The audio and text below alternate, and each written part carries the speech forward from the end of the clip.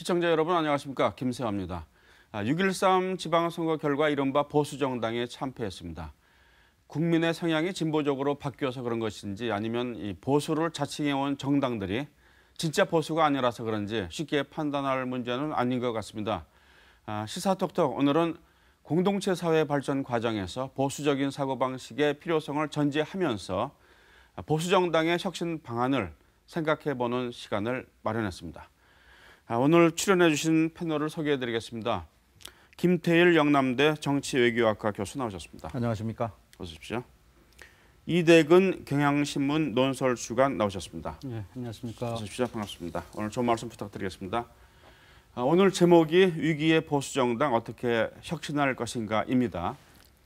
지방선거 끝나고 보수정당이 혁신해야 된다는 그런 주문이 많습니다.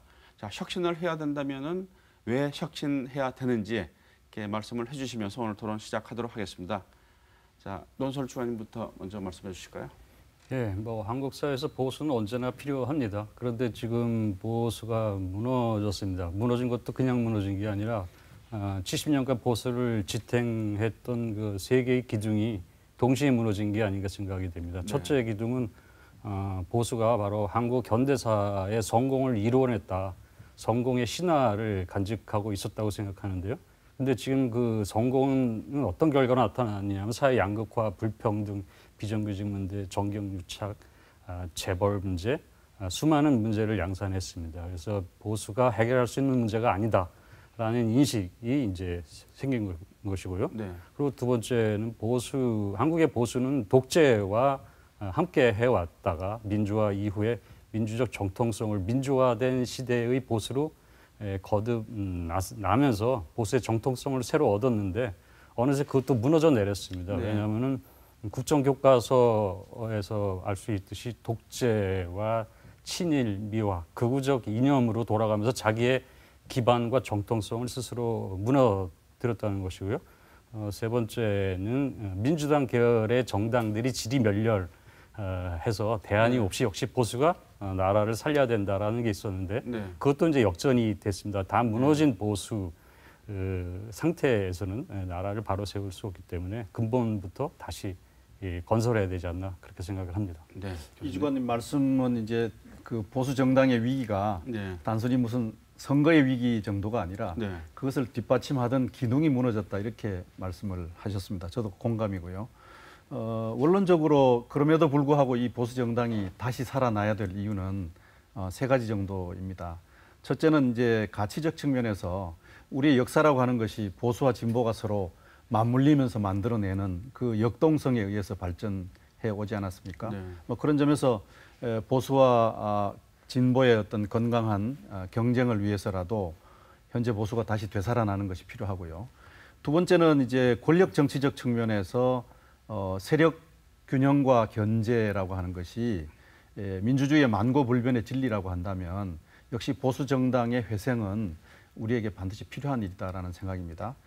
그다음에 세 번째는 이제 현실 측면에서 현재 국회 의석의 절반 가량을 보수 정당이 차지하고 있지 않습니까? 네. 그러니까 이 세력이 건강하게 빨리 제자리로 돌아와야 국정 운영이 건강해진단 말이죠. 그런 측면에서 보면 보수 정당이 국민들로부터 버림을 받았지만 또 보수 정당 내부에서도 야 이거 망하는 김에 복상 망해야 된다 이렇게 얘기를 하지만 그러나 다시 살아나는 것이 보수 정당 자신을 위해서나 또 우리들을 위해서 필요한 일이다. 저는 네. 그렇게 생각을 합니다. 네, 알겠습니다.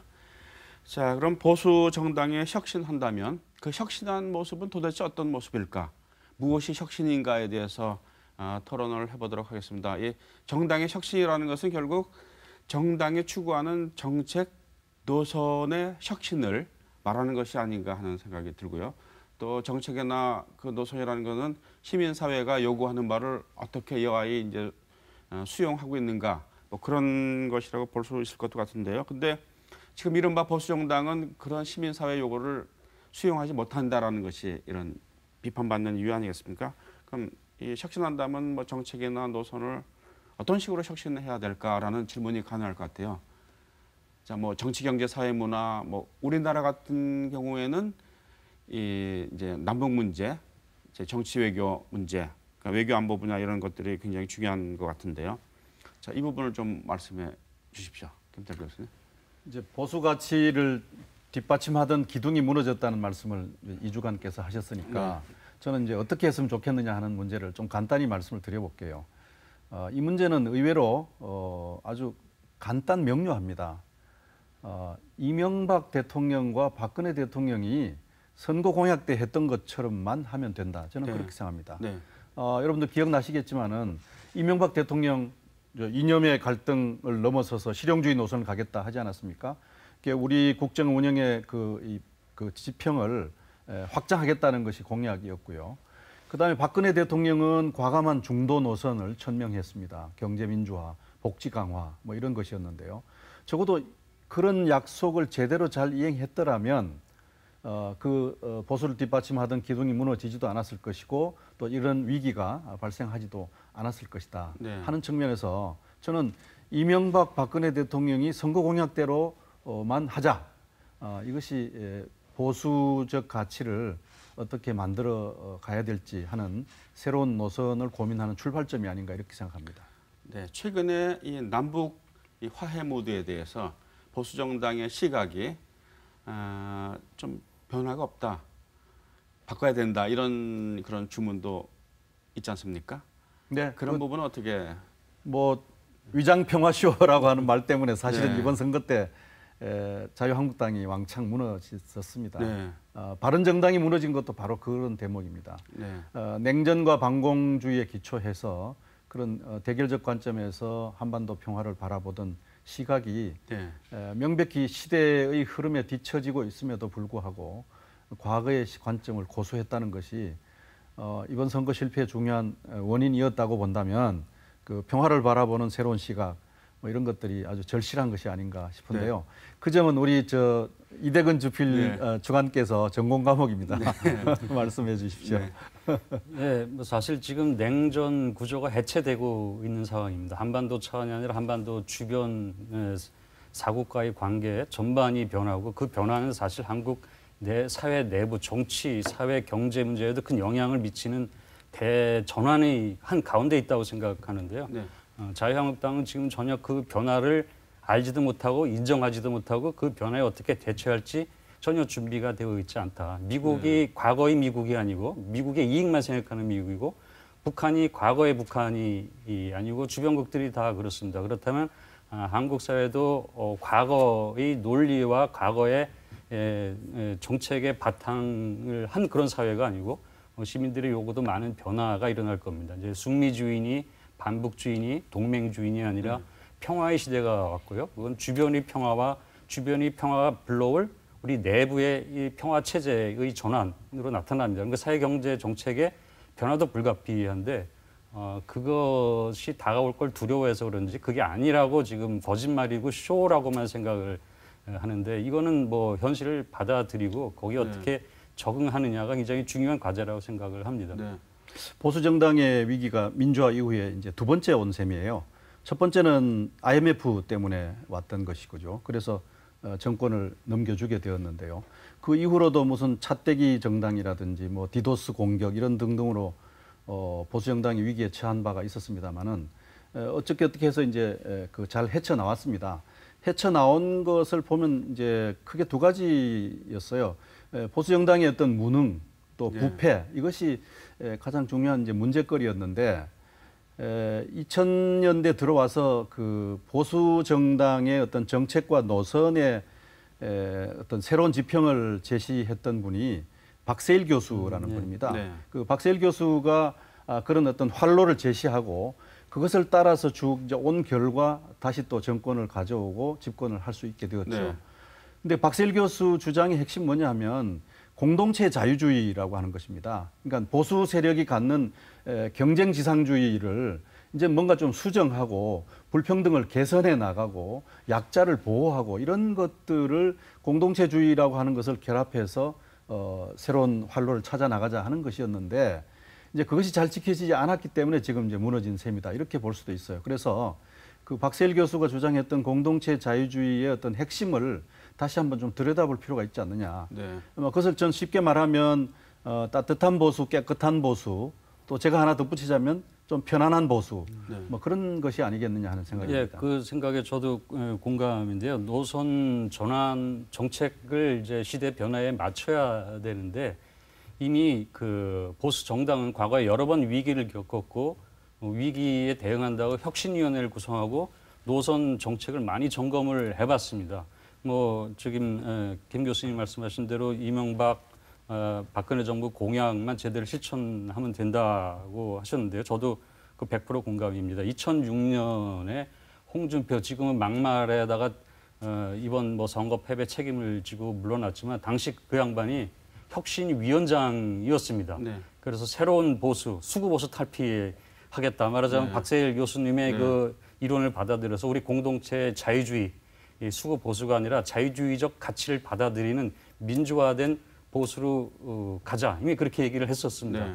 그리고 그 뒤에 다시 6년 지나서 한국당에 이제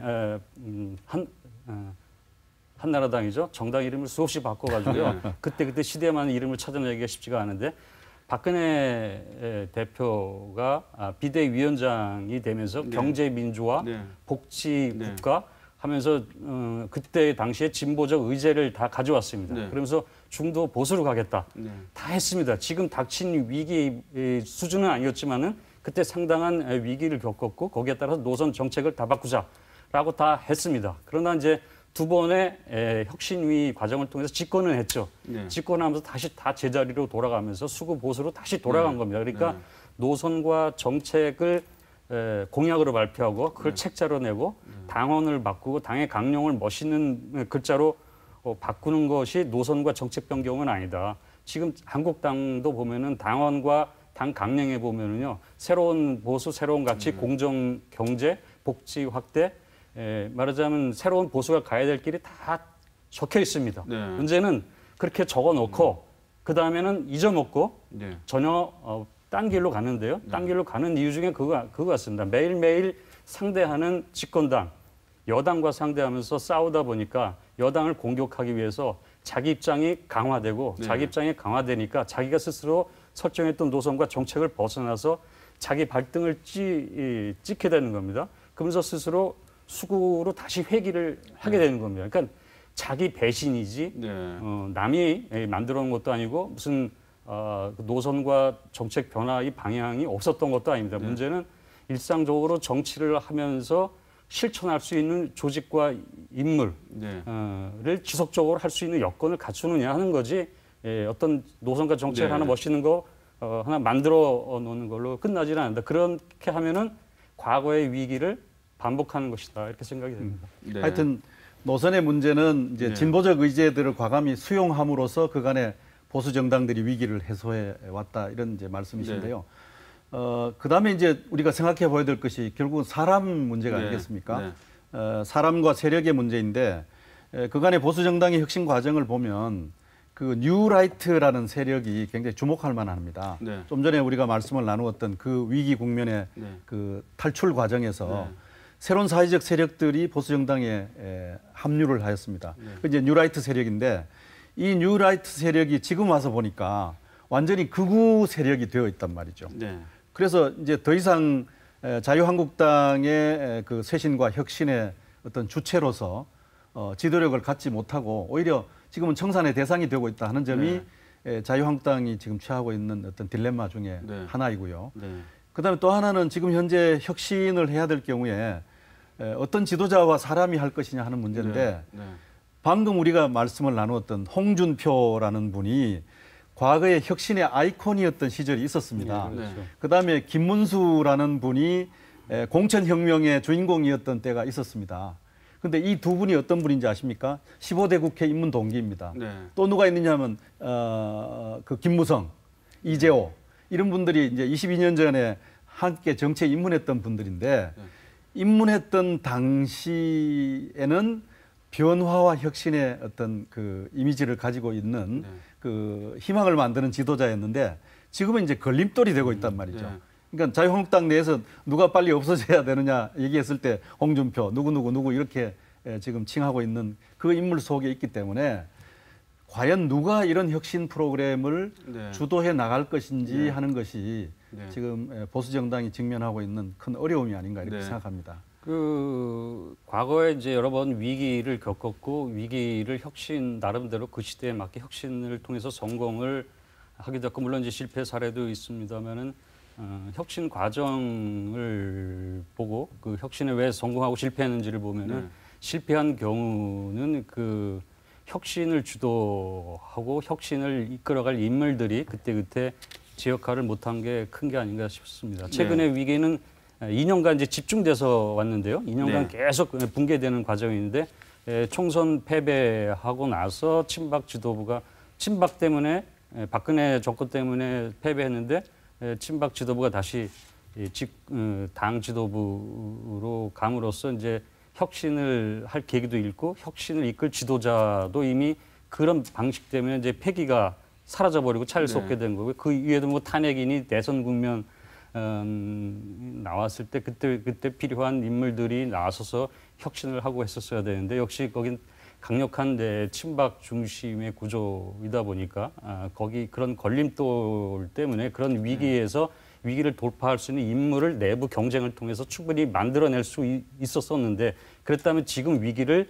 이끌어갈 새로운 인물로 네. 새로운 리더십으로 부상할 수 있었는데 그 네. 과정에서 다 이미 손상이 됐다. 혁신하는 과정, 네. 혁신에 내세울 인물들을 스스로 내부에서 다 죽이고 그래서 지금은 내세울 인물이 전혀 없는 네. 인물로 봤을 때 주도할 인물이 사라진 상태가 아닌가 이렇게 생각이 됩니다. 네. 정책 노선 혁신 또 그다음에 조직 혁신, 그다음에 인물 혁신 이런 것들이 이제 필요한 일인데 한 가지 좀 덧붙이자면요. 태도 혁신도 중요합니다. 네. 태도 보수라는 말이 네. 한동안에 사용되었습니다만은 그간의 이 보수 정당의 그 아주 거칠은 그 언행들 이런 것들이 사실상 네. 지지도를 떨어뜨리는데 적지 않은 역할을 한 것입니다. 네. 그래서 보수의 품격 뭐 이런 말을 네. 쓰기도 하는데요. 그런 보수의 품격을 되찾는 어떤 태도 혁신도 네. 좀 소홀히 할 수 없는 것이 아닌가. 어떻게 보면 좀 지역적인 것이라고 볼 수도 있지만 네. 결코 현실에서는 지역적이지 않은 혁신 과제다. 저는 그렇게 네, 생각합니다. 어떻게 보면 태도의 혁신은 뭐 진보 쪽에서도 필요한 것이 아닐까 하는 생각이 물론이죠. 듭니다만. 네. 네. 자, 그렇다면은 혁신의 주체는 누가 되어야 하는가? 그 얘기를 해야 될 것 같습니다. 저희들이 이 지방선거 이후에 그 보수 정당에 대한 현재 상황을 대구 지역의 보수 정당 의원들은 어떻게 바라보고 있는가를 인터뷰를 했습니다. 그 인터뷰를 먼저 보시고 토론하겠습니다. 보시죠. 6.13 지방선거에서 참패한 자유한국당 소속 지역 의원들은 당의 진로를 위해서 단합을 강조합니다. 자꾸 파벌을 조성하거나 분파적인 행위를 하는 이러한 행태도 지양이 돼야 된다. 개파적, 분파적 행위로 어떤 의원도 접근을 해서는 당의 미래가 없다. 너무 지금 기가 죽어가지고 막 이래 있는 모습도 바람직하지 않은 것 같고 저는 조금 차분하게 좀 시간을 갖고 대응하는 게 좋겠다는 생각입니다. 우리 당이 가지고 있는 색깔이나 뭐 시대 상황을 반영하느냐 뭐 이런 거에 대한 것도 우리가 심각하게 좀 고민을 해야 되는 거 아니냐. 이 문재인 정부에 대한 견제 세력으로 야당이 존립해야 되고 그런 관점에서 우리가 단합된 모습으로 국민들이 우리 당이 너무 싸우고 뭐 하는 이런 모습들을 우리 당이 많이 보여주고 싫어하시니까 단합된 모습으로 갔으면 좋겠다. 한국당이 대구 경북 지역 위주의 정당에서 탈피하고 외연을 확장하려면 상대적으로 경쟁이 심한 곳에서 성장한 검증된 인물이 필요하다는 의견도 나옵니다. 어려운 지역 중심으로 당의 인물이라든지 거기에 이제 초점을 맞춰서 당이 방향을 제시해야 된다. 그런 의견들도 있습니다. 일부는 혁신 과정에서 대구 경북 지역의 역할을 주장합니다. 대구 경북 의원들끼리 자주 모여서 당의 진로에 대해서 우리가 좀 중심을 잡아주는 역할을 하려고 합니다. 이럴 때일수록 서로 역지사지해가면서 이제 책임을 지는 모습을 지금까지 안 보였기 때문에 국민들이 더 실망한 거 아닙니까? 그래서 그런 책임을 지는 과정으로 좀 깔끔했으면 좋겠어요. 대구 경북 지역 보수당 정치인들은 당의 위기를 극복하기 위해서 하루빨리 쇄신해야 한다고 입을 모으면서도 정작 누가 어떻게 책임을 질 것인지 난파 직전에 배를 구하는데 방향타를 어떻게 잡을 것인지에 대해서는 대체로 그럴듯한 답을 내놓지 못하고 있습니다. 시사톡톡 양관입니다. 네, 교수님. 그 내부에는 인물이 없다는 취지로 말씀하셨는데 진짜 그렇게 생각하십니까? 지금 그 인터뷰들을 보니까요. 네. 다들 좀 정신 못 차리고 있는 것 같다는 네. 생각이 듭니다. 네. 대단히 죄송합니다. 네. 윤재혁 의원만 좀 상황 인식을 제대로 하고 있는 것 네. 같아요. 우리 지역에 계시는 그 정치인들은 대단히 죄송한 일입니다만 편하게 국회의원 생활 해 오신 분들입니다. 네. 네. 편하게 해 오신 분들이니까 대개 말씀들이 단합을 강조하고 있습니다. 네. 지금은 단합보다는 혁신이죠. 네. 혁신은 단합을 우선하는 것이라고 본다면 현재 단합과 그 차분하게 뭘 하자라고 하는 현실 인식은 조금 안이하다는 생각이 들고요. 네. 따라서 자유한국당 내에서 대구 경북 의원들이 혁신을 주도할 가능성은 저는 그렇게 많지 않다고 봅니다. 네.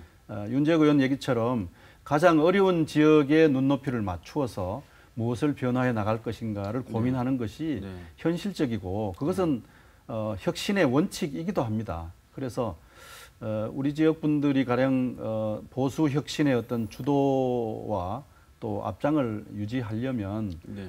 지금 고민하는 것보다 한 100배, 200배 정도 네. 더 고뇌를 하고 네. 기득권을 스스로 던지는데 앞장을 서야 되지 않겠나 하는 생각인데요. 네. 가령 17대 그 국회의원 선거를 앞두고 그때도 이제 위기였습니다. 오세훈 의원이 네.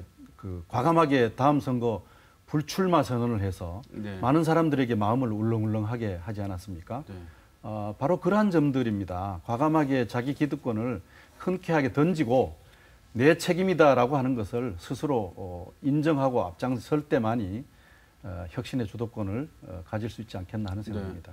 네. 주관님께서 어떻게 보십니까? 네, 저도 마찬가지로 한국당 내에는 혁신을 주도할 세력이 없다고 생각하고요. 대구 경북 의원들은 더 말할 것도 없습니다. 지금 기득권 보수의 최대 수혜자고 오늘의 위기에 안주해왔던 당사자들이기 때문에 지금 반성할 시기지 뭐 혁신에 대해서 언급할 그런 상황은 아니라고 생각이 됩니다. 네. 과거 최근에 뭐 계속된 그 위기 속에서 총선이나 뭐 탄핵 국면이나 대선 국면 이미 이 혁신해야 될 계기와 이유가 충분히 있었는데도 불구하고 인적 청산 전혀 하지 않고 오늘에 이르렀기 때문에 그러니까 연거푸 2년에 걸쳐서 연거푸 4번의 큰 위기와 패배를 겪은 상태로 더 남아있지 않은 상태인 것 같습니다. 네. 바로 전에 그 바로 전전에 인적 청산이든 근본적인 혁신을 했으면은 지금 혁신을 주도할 인물이 남아 있을 수 있는데 그래서 내가 다음 불출마하겠다라고 하면서 당을 이제 이끌어갈 인물이 나올 만한데 네. 지금 그렇게 할 인물도 없고요. 그렇게 한다고 해도 그 인물 중심으로 당내에서나 당 밖의 지지자나 시민들이 따라줄 것인가 그건 굉장히 의심스러운 상황입니다. 그래서 네. 당분간 주도할 세력은 없을 것이다. 그리고 네. 밖에서 온다고 해도 네. 그 안에 복잡한 문제를 해결할 구원자는 없을 것이다. 당분간 이런 지리멸렬과 길을 잃은 방황의 시기를 상당히 겪을 것이고 겪어야 마땅하다 이렇게 생각합니다. 네. 저도 비슷한 생각인데요. 지난 목요일 날 자유한국당 의원총회를 했지 않습니까? 네. 지금 혁신이 꾸리는데도 지금 저렇게 갈팡질팡하고 있는 상황이고 네. 그 의원총회에서도 역시 뭐 개파 문제가 나와가지고 표리하고 말았습니다. 혁신 지금 상황에서 하기가 쉽지 않습니다. 네. 저도 정당 혁신 프로그램은 여러 가지 뭐 해봤습니다만은 제가 해봐서 잘 아는데 네. 선거가 다가오고 공천권을 갖지 않는 혁신위원회는 아무런 실효성이 없습니다. 지금 김성태 원내대표가 김종린 혁신위원장 얘기를 거론하면서 뭐 그런 것 이상으로 우리는 뭔가를 하겠다 이렇게 얘기했는데 그 김종인 혁신위원장이 뭔가 솜씨를 발휘할 수 있었던 것은 공천권이었습니다.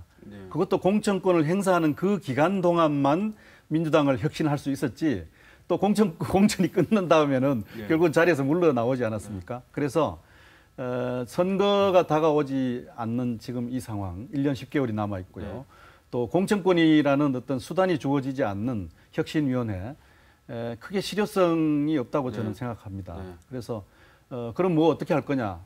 그 이상의 각오를 단단히 하는 수밖에 없죠. 네. 네, 저도 뭐 마찬가지로 지금 뭐 여러 가지 비대위원장을 누구를 모실 거냐? 그러면은 그 비대위원장에게 정권을 위임할 거냐?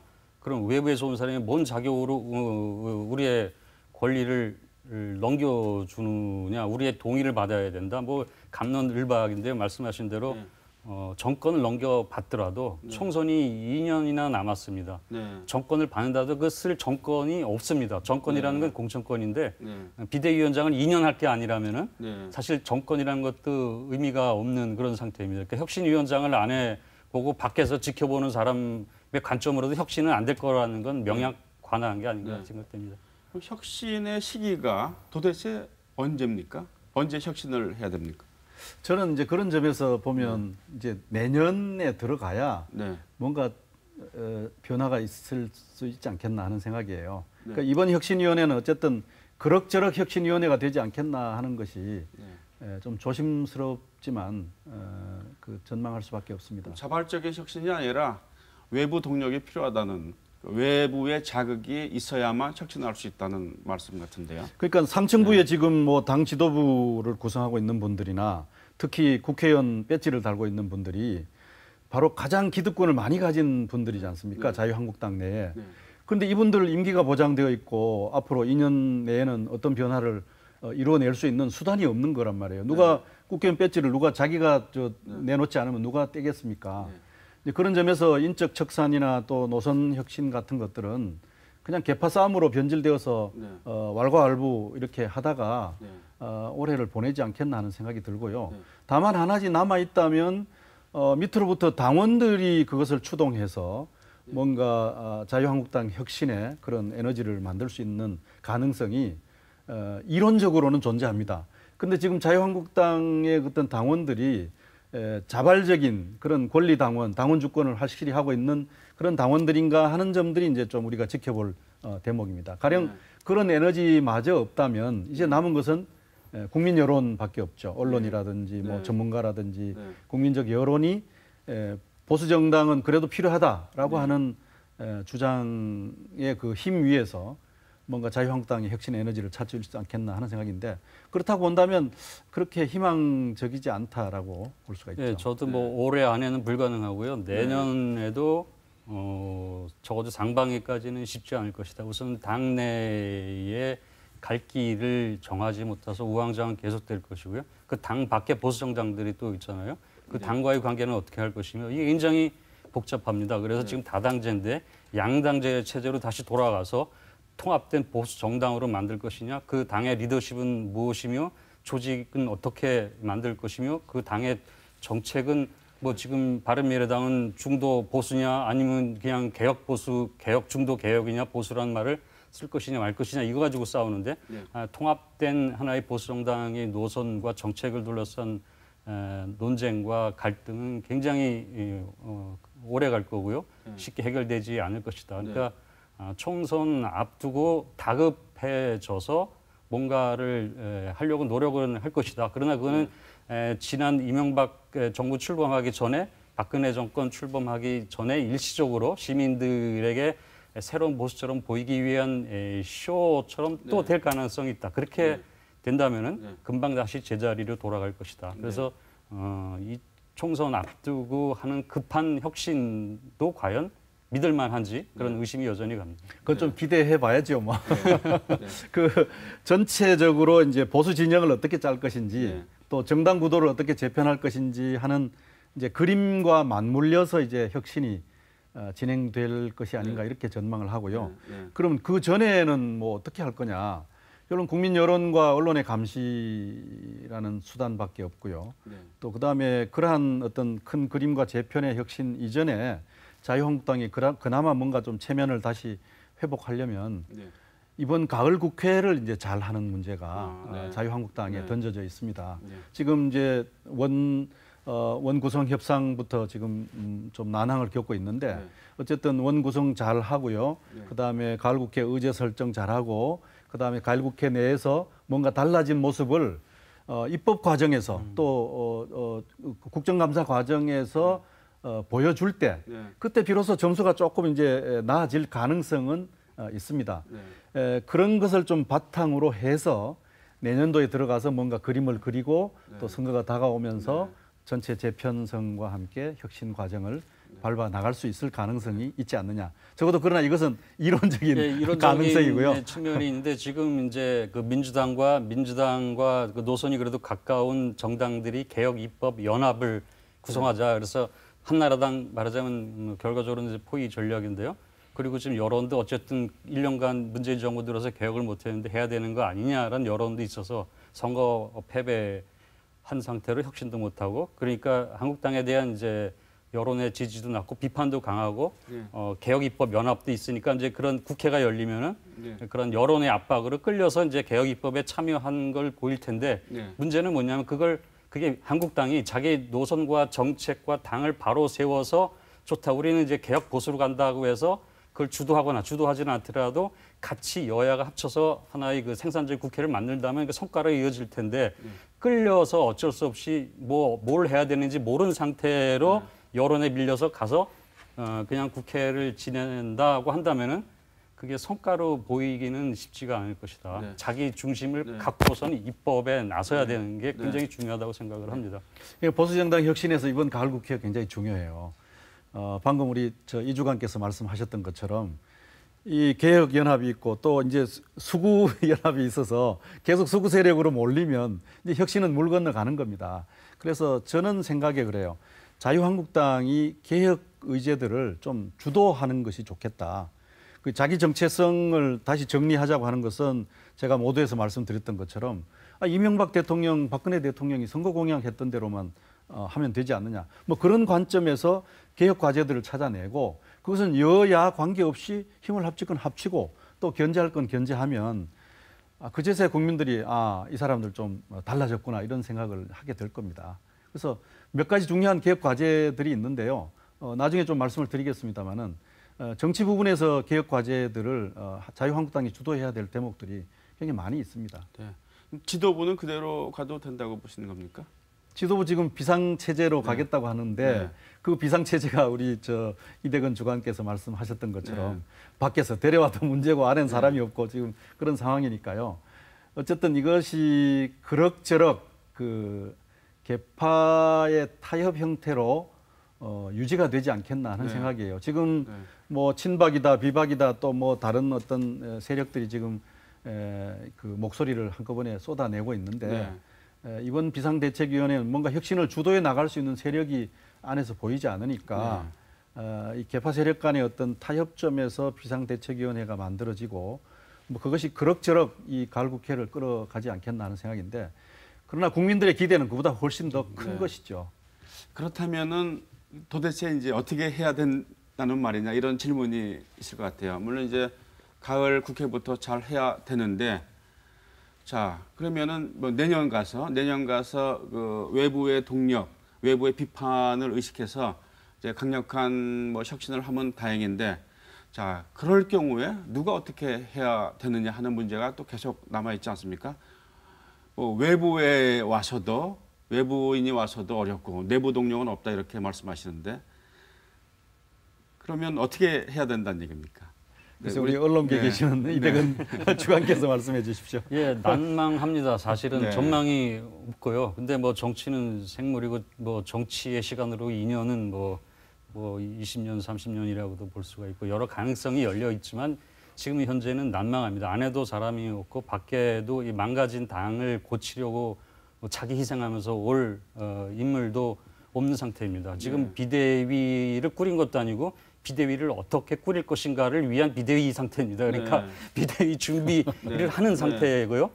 준비가 잘 될지 모르지만 안 될 수도 있고요. 그 준비를 잘 해야 되고 지금 준비 단계에서 지금 목요일 날 만나서 대판 싸웠습니다. 서로 탈당해라, 사퇴해라, 뭐 물러가라 싸웠는데 자 준비위도 안 되는데 그다음에 준비위를 만들어서 새 지도부를 만드는 이 긴 과정을 거쳐야 되는데 거기에 국회가 있고 당장 시민들은 새 정부 들어와서 1년, 2년 지나가는데 여기는 준비하고 있다고 그러고 이런 상태에서 어떻게 성과가 낼 수 있나 상당히 아득하긴 합니다. 그러나 비대위 체제가 구성이 된다면 합의한 기본적인 개혁 과제들이 있다고 생각을 합니다. 대선 공약, 여야 공동 공약을 이미 수십 개 갖고 있었고요. 공동 공약이라는 거는 당내 뭐 논쟁과 갈등 없이도 할 수 있는 것 같고요. 가장 중요한 거는 정치 개혁을 한다면서 선거제 개혁에 이제 나서는 방법도 정당 혁신과 정치 개혁의 좋은 수단인 것 같습니다. 지금 한국당은 기득권이라서 소수 대표제의 그 소선거구제에 의한 기득권을 유지해왔지만 이번 지방선거에서 이제 승자 독식으로부터 피해를 봐왔기 때문에 선거제가 문제가 있다는 걸 이제 인식을 했기 때문에 비례대표제 확대라든지 그 과거에는 스스로 부정했던 것을 내세움으로써 개혁의 정치 개혁은 적어도 할 수 있겠다. 그래서 거기서부터 개혁의 출발점을 삼아도 되지 않는가 생각을 해봅니다. 네. 인물 측면에서는 사실은 좀 지켜봐야 돼요. 시간이 필요합니다. 박근혜 대통령이 계실 때는 여러 뭐 후계 구도라는 것이 어렴풋이 존재는 하고 있었습니다. 가시화되지는 않았지만요. 이제 그 중에는 뭐 유력한 지방자치단체장들도 있었지 않습니까? 근데 이번 지방선거를 통해서 다들 뭐 날아가거나 상처를 입어버리고 말았어요. 내부에서 의원직 유지하고 있는 분들 중에는 다 어떤 계파에 그 소속되어 있어서 자유롭지 못한 상태이고요. 그러니까 기존의 보수 정당의 실패에 뭔가 현장 부재 증명, 무고 증명을 가지고 있는 사람들이 없어요. 그러니까 알리바이가 있는 사람이 없죠. 그렇다고 바깥에서 세력을 수혈하려니 제가 좀 전에 말씀을 드렸던 것처럼 그 뉴라이트와 같은 어떤 세력조차 지금은 바깥에 없습니다. 보수 진영 내에서 뭔가 수혈할 세력은 없죠. 그렇다고 태극기 세력하고 조인할 수는 없지 않습니까? 그래서 이제 어려움이 있는데 저는 인물 문제는 조금 기다려봐야 될 것 같아요.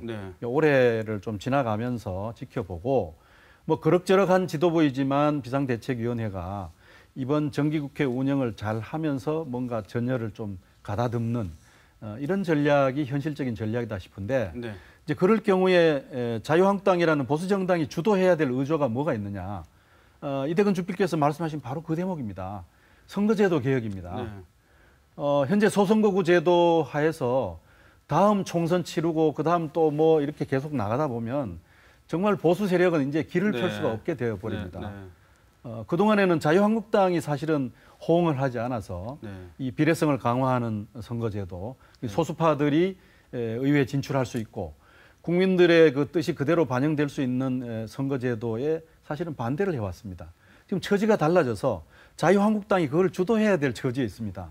오히려 민주당이 지금 뒤로 뺄 수 있는 가능성이 있는데 민주당과 대통령은 이미 약속을 해둔 상태이고 바른정당과 민주평화당은 절실하게 이것이 필요해서 당의 정체성으로 깃발로 전명한 정치 세력이고 이제 자유한국당이 그럼 우리도 하겠다 이렇게 나서면 여의도가 전체적으로 자유한국당의 뜻대로 이렇게 갈 수 있는 것이고 그것은 자유한국당의 이해에도 반하지 않는 일이다 하는 점에서 선거제도 개혁을 앞장서서 주도적으로 개혁해 나가자. 이것이 이제 정기국회 전략에서 굉장히 주목해야 될 대목이라고 봅니다. 이제 한국당이 그 명분에서뿐만 아니라 한국당의 실질적 이익을 위해서도 이제 해야 됩니다. 지금 소선거구제 중심이잖아요. 비례대표는 뭐 47석밖에 안 되고 그게 승자 독식 체제고 조금이라도 득표를 많이 하면 의석을 절대 다수를 가져가는 이제 제도이기 때문에 이번에 민주당이 지지를 받으면서 완전히 지방에서 몰락을 했는데 이 승자 독식 그 선거제도를 그대로 가지고 다음 대선까지 지금 상태로 간다면은 한국당은 몰락을 하게 됩니다. 한국당이 생존하기 위해서는 연동형 비례대표제를 하든지 비례를 확대하는 것을 통해서 자기 어쨌든 노선을 바꾸려는 노력을 한 것을 가지고 선택을 받아서 최소 의석이라도 확보하지 않으면은 다음 총선에 진짜 사라져버릴지도 모르는 그런 위기에 처해 있기 때문에 한국당의 이기적인 논리를 위해서도 선거구제 개편을 이제 우리가 주도하겠다. 민주당이 따라와라. 해서 그 정치 개혁에 그래도 성과를 보인다면은 작은 신뢰가 좀 만들어질 수 있고 그 신뢰를 다시 살려나가는 그런 다음 단계로 노력하는 방법도 있지 않을까 생각합니다. 보수 정당이라고 하면 자유한국당과 바른미래당을 뽑지 않습니까? 이 두 당의 어떤 변화의 움직임 같은 게 예상되지는 않을까요? 뭐 통합한다라든가 어떻게 보십니까? 근데 그런 문제는? 이제 우선에 그 바른정당 분들이 네.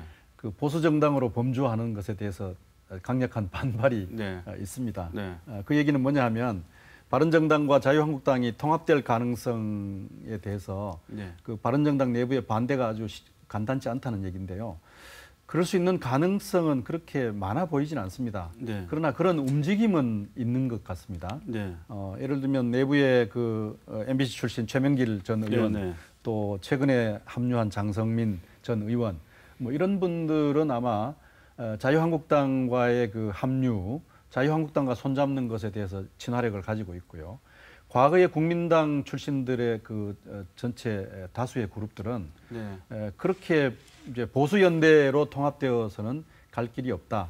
뭔가 기존의 양당 체제를 넘어서는 어떤 삼각형의 새로운 꼭지점을 만드는 이제 그런 제3의 길을 모색해 나가고 네. 그런 다당제 시대를 여는 것이 바른미래당의 역사적 과제이다. 뭐 이런 생각을 네. 가지고 있는 사람들이 네. 많이 있기 때문에 네. 그렇게 이제 보수 연대로 합쳐질 가능성은 저 자신은 뭐 그렇게 많이 있다고 보지는 않습니다. 네. 주관께서는 어떻게? 네, 실제 합쳐질지는 모르겠지만 합치자 말자 해서 통합 논의는 이제 활성화될 거라고 봅니다. 네. 왜냐하면은 우선 다당제가 초기적인 형태의 다당제, 불안정한 다당제였지만 다당제 체험을 한번 해보니 결과적으로는 뭐 실패였다는 판정을 정치권 자체가 한 것 같습니다. 네. 안철수 의원이 국민의당을 만들면서 다당제의 논리를 굉장히 강조했는데 네. 다른 정당하고 합당했잖아요. 합당이라는 건 뭐냐면 다당제는 당을 늘리자는 건데 당을 네. 본인 스스로 줄였어요. 네. 이건 우선 다당제가 본인이 내세운 다당제가 실패했다는 뜻입니다. 네.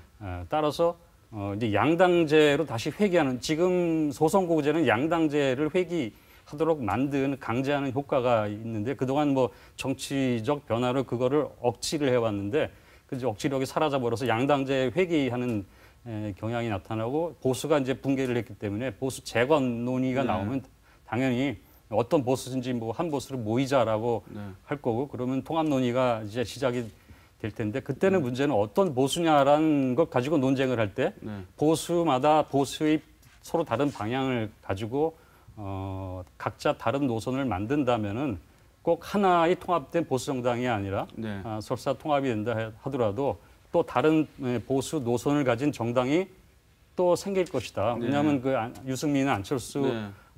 이 지도자와 지도자 중심에 있는 의원들이 통합의 커다란 흐름으로 형성된다고 하더라도 네. 다 가지는 않을 것이다. 따로 살림을 또 차릴 것이기 때문에 네. 정당이 보수 정당들이 완전히 하나로 통합되는 것은 현실적으로 어렵지 않나 그렇게 생각을 합니다. 네.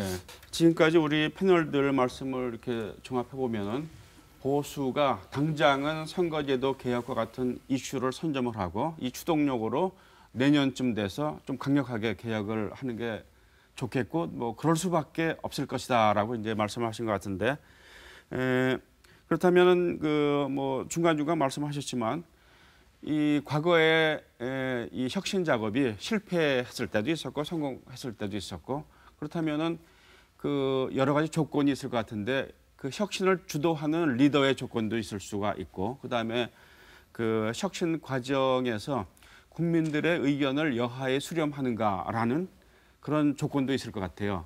뭐 오픈 프라이머리 같은 제도를 해야 된다. 그래서 밑에서부터 위로 올라가는 그런 개혁을 해야 된다. 이런 것도 있고요.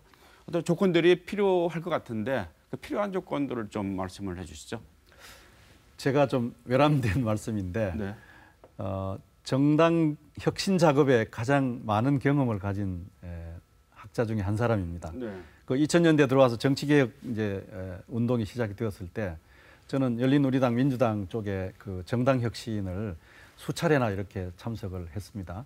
그때는 뭐 패배의 연속 행진이었으니까요.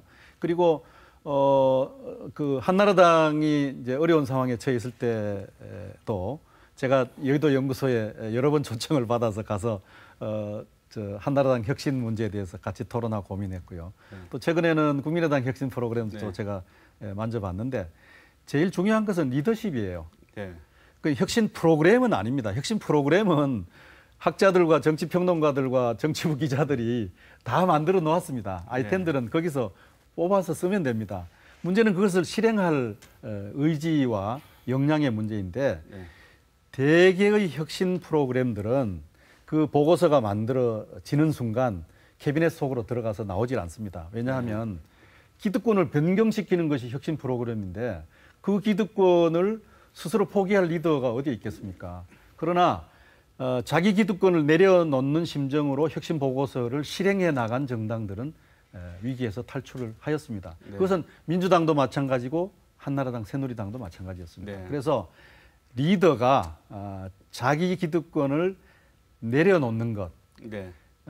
할 수 없이 이것이 가장 중요한 것일 수밖에 없고요. 그것이 안 된다면 그 다음에는 이제 당원과 지지자들의 어떤 간절함입니다. 지지자들이 뭔가 투표를 통해서 아니면 평소에 어떤 주장을 통해서 계속 압박하는 수밖에 없고 변화하지 않으면 그 완전히 그 망하도록 그냥 가는 길로 밀어넣겠다. 뭐 이런 정도의 어떤 압박이 있지 않는 한 네. 정당 혁신 굉장히 어려운 일이라고 저는 경험을 통해서 네. 알고 있습니다. 그 뭐 혁신 실패의 경험을 제가 듣고자 하는 것은 아니었습니다만. 아니 그것이 실패의 경험 속에서 이제 그런 점들이 중요하다는 것이었죠. 네. 네. 예, 뭐 말씀하신 대로 혁신에서 중요한 것이 뭐 세 가지입니다. 이 인물, 조직, 노선과 정책인데요. 노선과 정책은 아까 말씀드린 것처럼 형식적으로 내걸은 장식으로가 아니라 일상적으로 실천할 수 있는 여야가 싸우다가 잊어버릴 정도가 아니라 싸우더라도 싸우는 기준, 자기 토대가 어딘지 그 정책, 자기가 내세운 정책 위는 벗어나지 말아야 됩니다. 과거는 이제 혁신한다면서 이제 노선 정책을 바꿨을 때 거기서부터 벗어났는데 자기의 영역을 지켜야 되고요. 그다음에 그걸 이룰 수 있는 조직을 갖춰야 되고 말씀하신 대로 이제 그 모든 걸 대표하는 게 이제 결국 인물입니다. 리더십이 정책도 실천하고 조직을 이끌어 가야 되는데 지금 그걸 이끌 만한 리더십이 사실은 보이지 않는 게 가장 중요한 문제입니다. 네. 근데 정당 혁신을 위해서는 당 안에 없으면은 그 의원들이 안 되면은 당원들의 열기를 모아서 어떤 열정과 그 에너지를 같이 떠받쳐서 이제 가는 방법이 있고요. 또 당원도 부족하다 하면은 지지자, 더 넓게는 일반 시민, 그러니까 자기가 변화하려고 하는 것에 당내에서 안 되면은 당원을 동원하든지 지지자와의 소통을 통해서 당 재건하는 과정을 거치든지 그리고 시민 이렇게 해서 자기가 추구하고자 하는 것이 당원과 지지자, 시민 사이에 소통이 되면서 지지를 받고 먹히는지 이걸 상호 소통하면서 가야지 지금 의원들끼리 모여서 원내에서 의원총회하면서 서로 지지받고 지금 싸우고 있는데 그렇게 백날 해봐야 소용이 없다. 백날 해봐야 소용이 없다는 판단이 나오면은 좀 밖으로 나가서 말하자면 자기들이 무엇을 해야 되는지 당원과 지지자한테 물어보는 과정이 필요하다고 생각합니다. 그 김태일 교수님께서 말씀하셨지만은 그 당원 내부 당원의 동력도 사실은 지금은 미진하다는 얘기 아니겠습니까? 왜 그러냐 하면요. 네. 현재 자유한국당의 지지 기반은요. 네. 고연령층들입니다. 네. 이른바 꼰대 정당이라고 하는 그런 별명이 붙을 정도로 나이 많으신 분들이 자유한국당을 지지하고 떠받들고 있기 때문에 변화에 대한 어떤 의지나 간절함의 정도가 크지 않다고 볼 수가 있죠. 그래서 당원들에게 어떤 기대할 수 있는 부분도 한계가 있다고 보고요. 결국은 현재는 위로부터 어떤 혁신을 찾아 나가는 길밖에 없다는 생각이 드는데 이제 그럴 경우에는 새로운 지지 기반을 만들어내야 됩니다. 그러니까 젊은이들이 관심을 가질 수 있는 젊은 정당.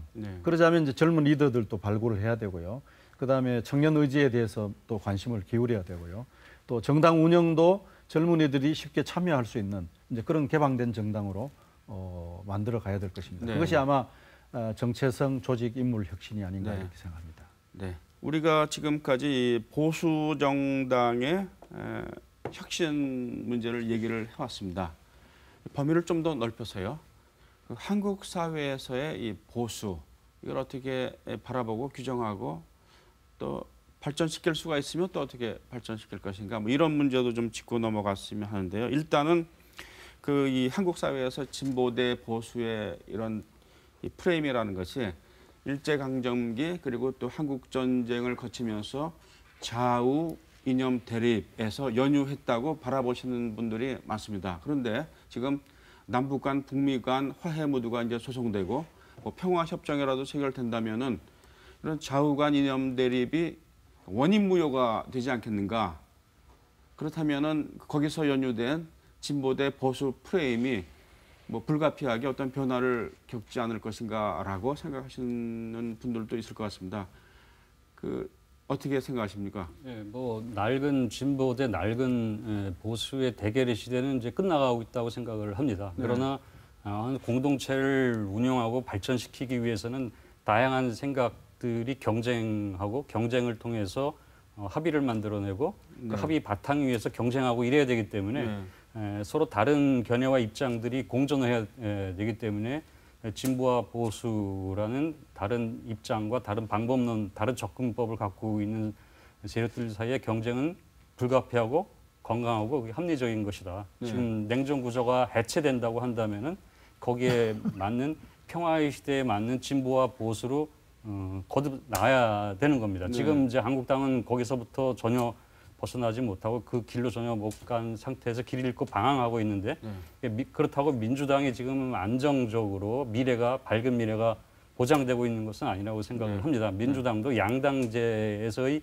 기득권의 한 축을 갖고 있었고 양당제의 기득권이라는 거는 반북주의나 뭐 친미주의 아니면 뭐 한미 동맹 우선이든지 이런 낡은 사고에 맞서는 존재로서 민주당이 위상이 있었었는데 만약에 그 한 축이 무너진다면 민주당의 그 맞서는 존재로서의 위상도 같이 흔들릴 수 있다.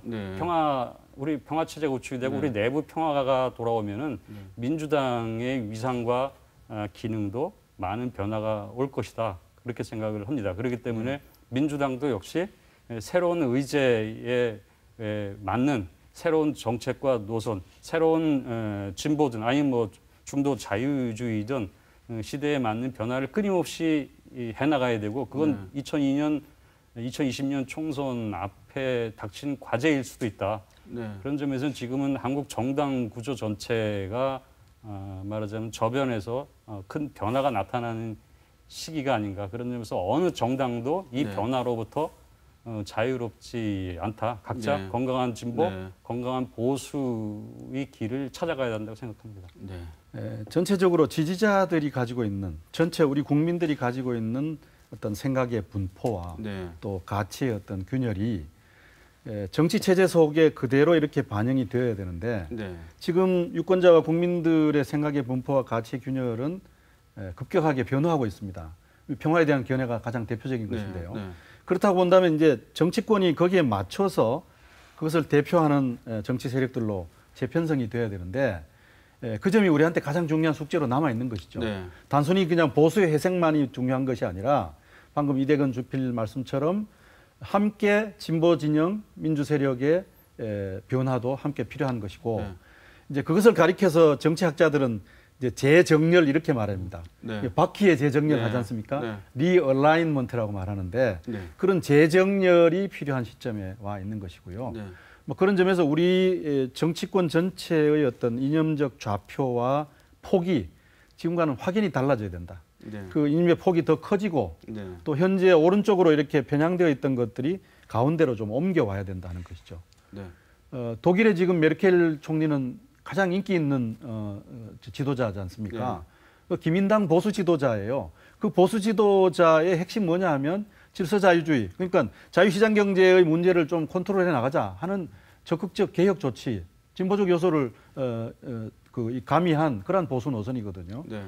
그런 점들에서 전체 정치 질서의 어떤 재정렬이 필요한 시점이고 그러한 것을 염두에 두면서 뭔가 그림을 그려 나갈 때만이 자유한국당이라는 보수정당도 살고 또 진보정당, 민주정당도 제대로 자리 잡지 않겠느냐 하는 생각입니다. 노설 주관님, 제가 우문일지 모르겠지만은 자유한국당이나 바른미래당이 개혁에 성공을 했습니다.